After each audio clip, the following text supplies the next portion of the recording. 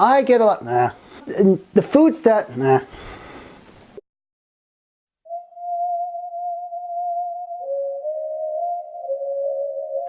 Hello everyone, this is Dr. Jawad.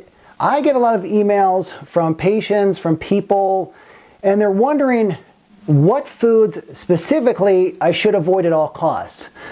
And that's always the toughest question because we know what to eat most of the time, but a lot of times we're unfamiliar with what we should not eat because again, everything is out there and it is very hard to delineate what would be good for you and also too what would be bad for you because labels are very misconceiving. So in the short video, I'm just going to go over five foods that you should avoid at all costs and in no particular order. So the first one, fruit juice.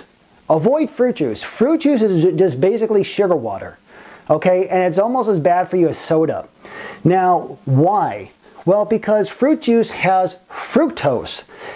Now, fructose is fruit sugar, okay? It's fruit sugar. Now, our body uses glucose, okay, for a source of fuel.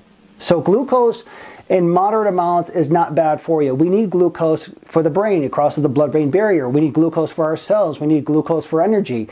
However, fructose is about 15 times more sweet than glucose. Okay, so you have a dramatic insulin response from the pancreas.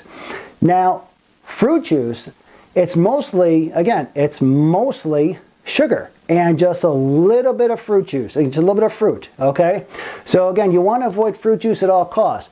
Because one thing too, fructose is processed in the liver where it's converted to fat. So this is where, again, you can get fat off drinking a lot of fruit juice, but also too, don't keep one thing in mind. You can get fat off eating large amounts of fruit as well. So when I talk to patients or when I talk to people, I always recommend keep your servings of fruit down to about 1 or 2 servings a day. Next one, soy. Avoid soy at all costs. Now, fermented soy is not bad for you. So again, if you're going to go overseas in like Japan or China, yeah, they still have fermented soy, so it is not bad in those parts of the world. However, post 1993 in America, 90% of soy is genetically modified.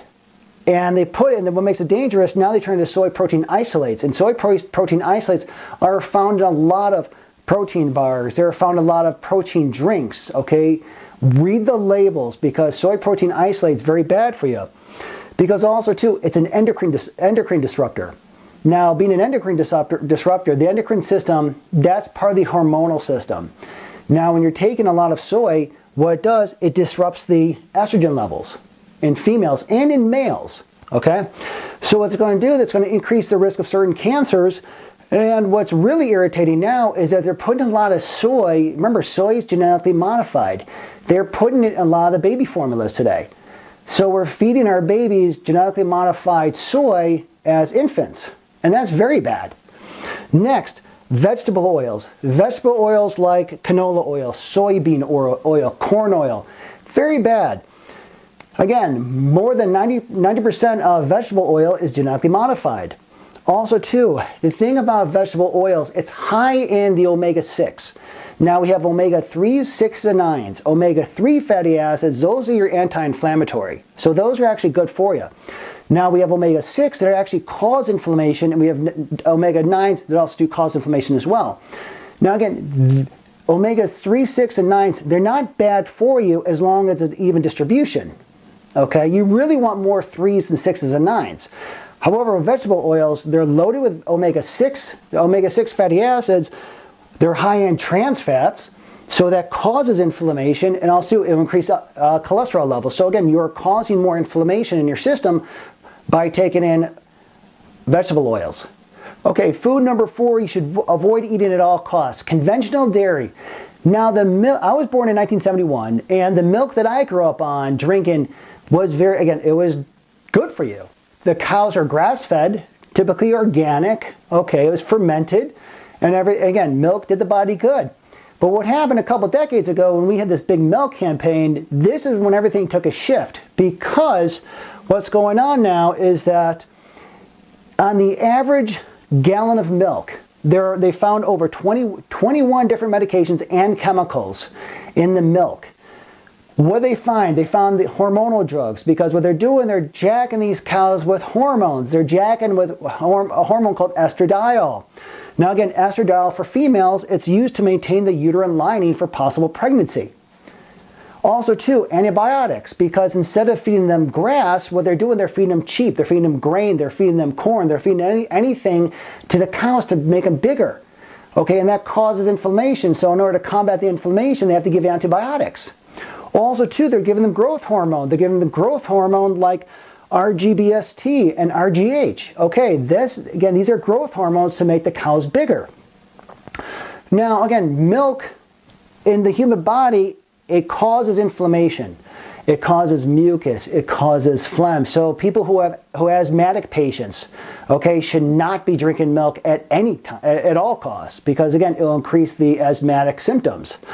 Also too, because they're filled with estradiol. Again, estradiol, the main function of estradiol is to, again, maintain the pregnancy, maintain the uterine lining for possible pregnancy. Also too, they give it as in birth control pills.